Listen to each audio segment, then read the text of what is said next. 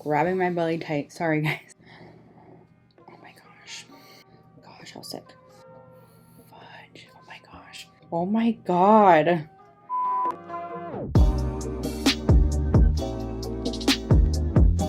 Hello everyone, welcome to my channel. For today's video, I'm going to be reading some really fun, scary stories that I found on Reddit.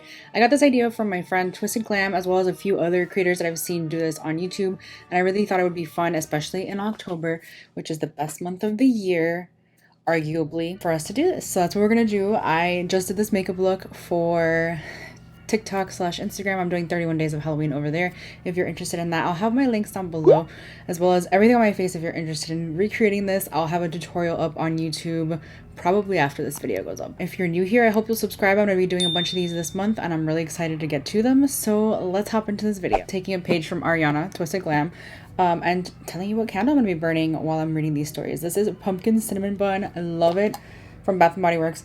It makes my entire studio smell so freaking good. It literally smells like a pumpkin cinnamon bun. Amazing. I'm going to be reading off of a few different Reddit threads. The first one is from the subreddit Scary Stories, and the username is 10-Minute Horror. And this was really interesting. I read like the first snippet of it, but I actually want my first impression to be caught on camera. So I didn't read the whole thing, but it seems really interesting, so let's go ahead and start. I'm a retired major crimes detective, and I've seen true evil 3 times in my career. All 3 were in the last decade of my career. I spent 12 years walking the beat before I had the opportunity to step in and assist a detective and a CSI on a double homicide. Through my numerous connections from years on the streets, we managed to get several leads that led to the arrests of the guilty. I moved out of patrol and spent a decade investigating sex crimes, arsons, and armed robberies. I took advanced training seminars and workshops studying past cases and offender modalities. I worked with the drug squads on serious assaults and the occasional murder before finding myself stepping in for a retiring detective. I was familiar with his partner, Caliray, and we had become a good team. I bring this all up to emphasize that I've seen horrific shit in my 30 years on the force. Images I'll never shake. People who still haunt my dreams. Maybe this wasn't the best idea. So my hubby is in law enforcement, not a street cop, but still he has seen things that I'm sure haunt him.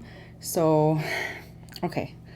I love scary stories anyway, though. I'm going to continue. I can honestly say that most of the criminals I've put away haven't been evil. They've all been motivated by something, however benign, to commit their acts. Then there are some that are on the fence, the ones that take violent crimes further than would typically be the case. And then there are those that dream of horrific atrocities to not be inflicted on the world around them, because why not? Patty Wilson fell somewhere beyond the shades of your typical serial killer. She was the first person I encountered on the job who I could reliably say had her true evil in her. Patty was an RN that had moved into an OBGYN and birthing clinic in one of the city's lower class neighborhoods. This particular clinic had a terrible miscarriage and stillbirth rate. Oh, this is great because I'm pregnant. This is exactly what I want to hear. But the numbers were fudged up and kept hidden. Eventually, people in the neighborhood started talking and word got out of how many deaths there were. Our station was contacted, and normally that type of thing would land on another desk, but we were short-staffed, so Connolly and I were brought in. Our investigation led us to Patty, and we found that in her 23 years at the clinic, there had been over 2,000 miscarriages. She'd been giving a chemical cocktail to the expectant mothers, claiming it would help with sleep, and said it gradually killed the fetus as it grew. Grabbing my belly tight. Sorry, guys. I'm honestly past the miscarriage stage, but like... We also discovered that after several dozen healthy births, Patty would take the baby away to be cleaned up, but would return with horrible news that the baby had died shortly after being delivered. Oh my gosh. This whole thing is creepy. Our investigations into that didn't lead anywhere concrete, but one of the threads we were pulling on led us to believe Patty had been lying to the mothers, telling them their baby had died, when in fact the baby was healthy but was shipped off to the highest bidder. A live baby on the black market could fetch a tidy sum, whether for organ harvesting, stem cells, or something more deviant and horrific. We believe it was racially motivated, as most of the miscarriages occurred exclusively with black parents, but Patty denied it all. I remember watching Patty in our first interview with her. Her face was normal and moved expressively as she spoke and answered our questions, but her eyes didn't. They were empty black holes, and the longer you stared into them, the more uncomfortable you became. Even after the trial, which had her served with multiple life sentences, Patty denied any wrongdoing. Oh my gosh. Okay, so that I think is the end of that first story. The next case where I witnessed true evil, it fractured into an investigation involving multiple events. Connolly and I were called in to investigate an attack on a beach volleyball tournament. On the city's largest beach, there was a national tournament with over 300 teams playing on 50 courts over the course of the weekend. The ages were from 12 to 65 and were both men and women. During morning warm-ups before the first game on the first day, one scream turned into 2 screams until it turned into 100 screams. Over 1/3 of the players needed immediate medical attention. Their feet, ankles, knees, thighs, hips, stomachs, and in some cases up to their shoulders and face were covered in deep, gushing cuts. Someone had gone to the beach the night before the tournament and brought hundreds of small, flat pieces of wood with razor blades sticking up from the centers in an upside-down capital T shape. The wood was dug into the sand with the blades' sharp end pointed upward and hidden just under the surface so no one could see them. It must have taken hours to set up. There were no deaths, but the damage that was caused resulted in hundreds of injuries and several dozen athletic young adults with sliced Achilles tendons and dwindling futures in sports. Oh my gosh. As with every investigation, we started off at the crime scene and worked our way outwards in tight concentric circles. While the CSIs were combing the beach, Connolly and I were interviewing the people who ran the tournament, looking for any enemies or people who might want to target them and this tournament in particular, but those led nowhere. Sadly, CSIs fared no better. The entire crime scene was awash. There were so many footprints and shoe and sandal prints in the sand it was impossible to search for tracks, and the actual razor blades and pieces of wood had been doused in bleach before being placed in their small dugouts. There were no security cameras on the beach, and the lone one that was in the parking lot didn't capture any cars between the hours of midnight and 7 a.m. Our phones were ringing off the hook with tips, but there were no real leads. After a month, we were nowhere in the investigation. Then a new investigation came in, and our hamstrung department got even tighter. Connolly and I took it on as well. At a senior's home along the city's waterfront, a fire had started in the basement. Because of the accelerants used, it quickly overtook the first 2 floors. From there, the rest of the 8-story building went up. 22 residents and 9 staff died in the fire, all from smoke inhalation. We scoured the undamaged security footage, but again found no suspects around the parking lots or front entrances.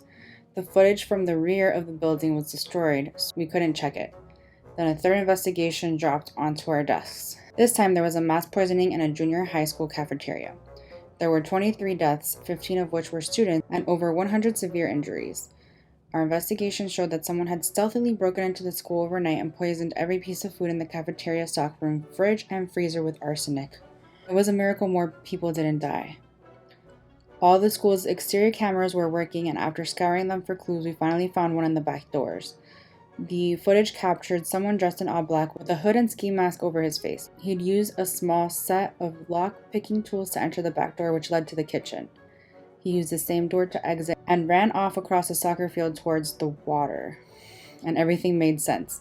The beach volleyball courts, the senior homes, and now this junior high.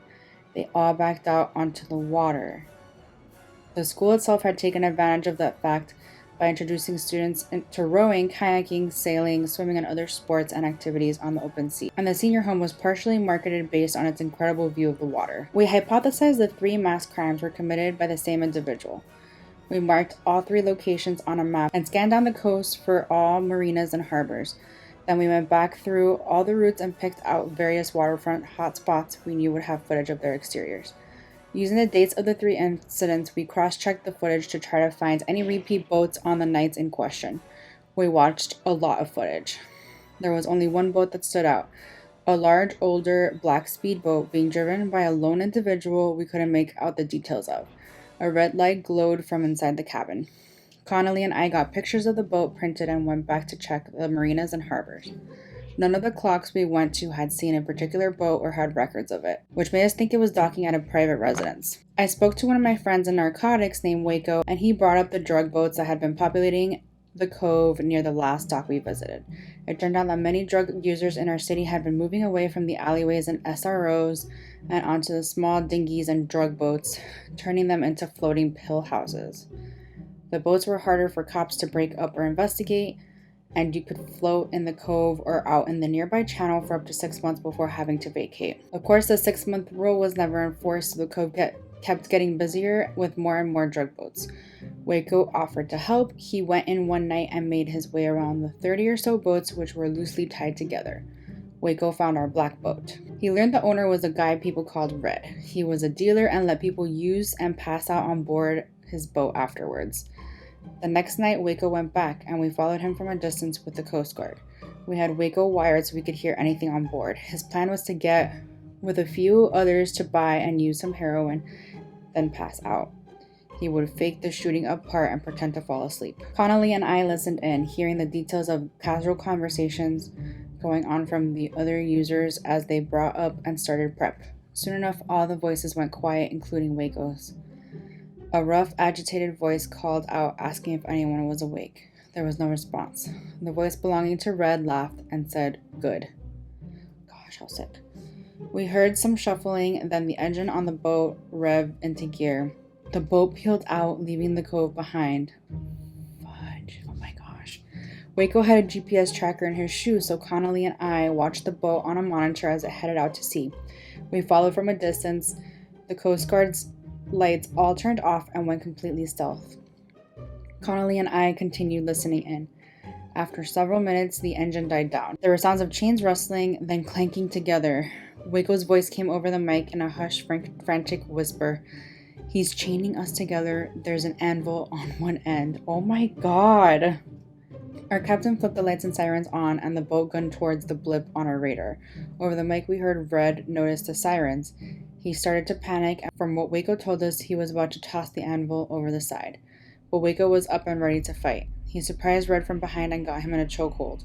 When we arrived, Red was unconscious on the floor of the boat, and Waco was sitting on his back. There were 5 users laying on the floor. They were all dead. Red had given them spiked batches, and they died minutes before. When we got back to land, interrogating Red was useless and terrifying. Useless because he said nothing, and terrifying because of how he said nothing. He'd bitten off his tongue moments before we got him in the room. God, there's so many twists in this story. I freaking love it. He was in a hospital for the next day and a half before we sat him down with a pencil and paper. We didn't really need Red to talk, though. There was more than enough evidence to put him away for the deaths of the 5 users on the boat.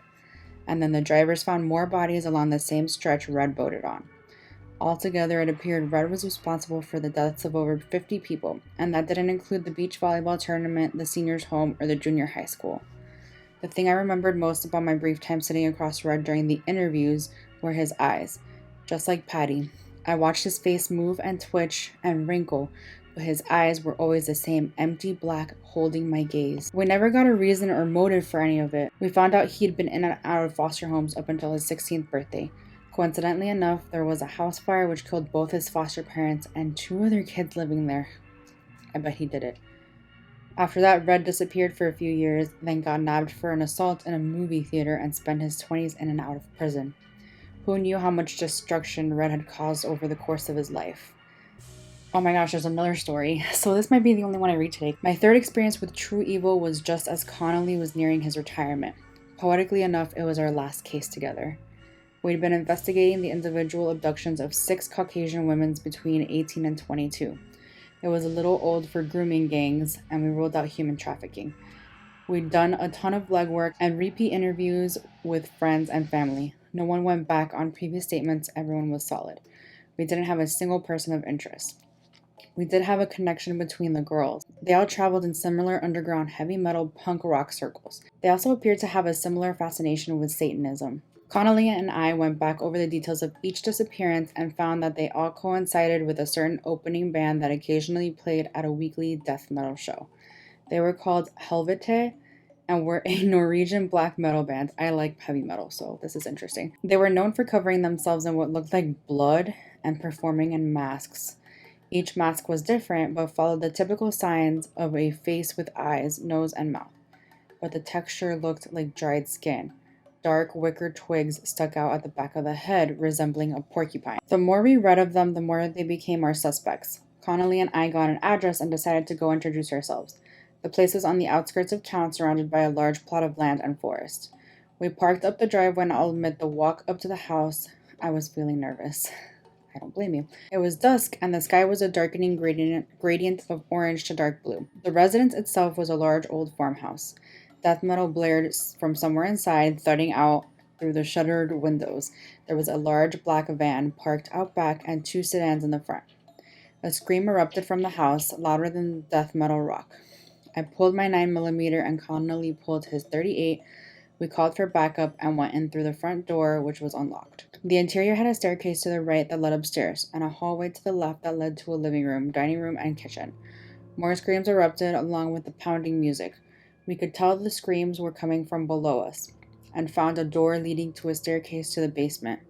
The screams and music got louder, and we were joined by chanting. How strange. Connolly led, trigger-fingered, creeping his way down the stairs. As he got to the bottom, Connolly swung out to clear the room, but someone was there. A tall mountain of a man in a dark mechanic suit, wearing one of the group's eerie masks, swung down at Connolly. Connolly saw it coming, firing his .38 into the guy. My right ear blew out and my left was filled with ringing, chanting, and screaming. As I got my head back on, I saw that the man had swung down at Connolly with a hatchet and had lodged into Connolly's neck. He fell back, but continued firing into the far end of the basement. I let my 9mm lead me around the corner. There were old bed sheets hanging from the ceiling, obscuring my vision of the basement. The heavy metal kept pumping, and the chant grew, but the screaming had stopped. I wanted to check Connolly, but I needed to clear the room. I stepped over the body Connolly had shot and followed the chanting. It led me through the sheets and into a large opening. Dozens of red candles were lit. There was a circle drawn on the floor, and inside it was an inverted pentagram painted in what looked like blood. In the far corner, the ground was dirt, and I could see several graves protruding from the earth. At the center of the pentagram, a young woman wearing barely rags was chained to pegs in the ground and had just given birth. On each point of the pentagram around her were what appeared to be remains of 5 recently delivered and now dead babies. Oh my gosh, what's with all the baby stories? Kneeling in front of the exhausted and crying woman was another band member, dressed similar to the previous Hulk, but smaller and with a slightly different mask. He held the newest, just-delivered baby in his hands as it cried. There were 2 other figures in the room, one over each of the kneeling guy's shoulders. The one to the right was holding a large traditional 2-handed sledgehammer. The handle was thick wood, and the mallet was solid iron, lined with carvings and covered in blood and innards. The guy on the left was holding an open book and had been guiding the others in the chanting. We all stared at each other in some strange, horrific standoff. The guy with the sledgehammer pulled first, lifting it to swing at me. I leveled up on him and walked 2 rounds into his chest before turning to the other 2. The guy with the book threw it at me and lunged. I managed to get 2 more rounds off into him, but his momentum carried him through me and we hit the floor heavily. My head cracked the ground hard, and I saw familiar stars rushing the edges of my vision. Everything sounded like it was underwater, but was moving really fast. I managed to turn my head and saw one remaining band member, the one holding the baby. He placed it on the ground at the center of the pentagram. He grabbed the sledgehammer from his dead friend and lifted it to slam down on the remaining baby. Oh my gosh. I didn't even realize it, but I still had my 9mm in my hand. Reflexively, I pulled the trigger repeatedly until it clipped empty. The final shot connected with the guy's head as he was about to swing down. He toppled back and the sledgehammer fell safely to the side. I don't remember much else after that. I woke up in the hospital and was informed Connolly had died. Oh, as had all the band members. The baby and that young woman had survived, though, so there was that. The investigation was taken over by 2 other detectives and revealed that the band had been taking women from shows, bringing them back to the farmhouse, and trying to impregnate them. Once they had gotten 6 pregnant, they planned a mass ritual sacrifice to be conducted after the final birth as an offering to the devil in some Faustian bargain. Oh my gosh, that's sick. The other women had been killed after their deliveries and were buried in the far end of the basement. I never saw any of the band members' eyes when they were alive because of the masks, though I'm sure if I did, they'd carry the same darkness as Patty's and Red's. I said I'd seen true evil 3 times in my career, and that's true. But that last time, there was more to what happened than what I put in my reports. It's the reason I retired immediately after that case. It's the thing that made me realize that there was an evil I couldn't even begin to comprehend. I'd seen it right when I got into the basement and leveled off my 9mm at the 3 men. There was something else down there with us. It was floating in the middle of the circle, kind of like black smoke, but it stayed in place, wafting together before separating and reconnecting. Bolts of red electricity shot through it. The smoke got larger as the chanting grew. It pulsed and expanded and reached out, forming into the shape of a body. What gives me nightmares now is thinking about if that last baby had been killed and the smoke finished solidifying.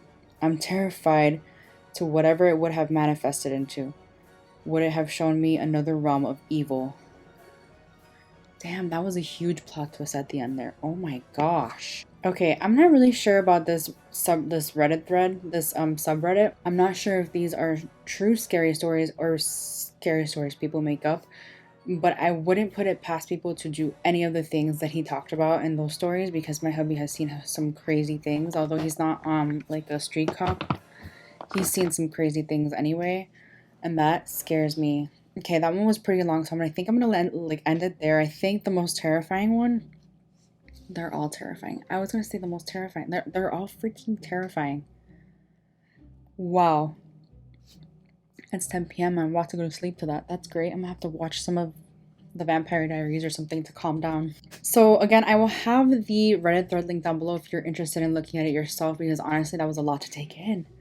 I feel like this was my first time doing this, so hopefully I was okay. I know I might stumble over words a little bit sometimes, but I don't know, this was so much fun to do, especially in October. I love this time of year. So much fun with the spooky stuff. So I really hope you enjoyed this video. And yeah, that completes this video. Thank you so much for hanging out with me today. If you enjoyed this video, please give it a thumbs up, and hopefully I'll see you guys in my next one. Bye. And we found that in her 20-year through, I'm honestly past the miscarriage stage. I'm at colony. And over 150 severe. We hypothesized the three. He learned the owner was people. He learned their owner was people. Our captain flipped the lights and sirens on the boat and gun. Our captain flipped, but continued firing onto the end. But continued firing into the end. Oh my gosh.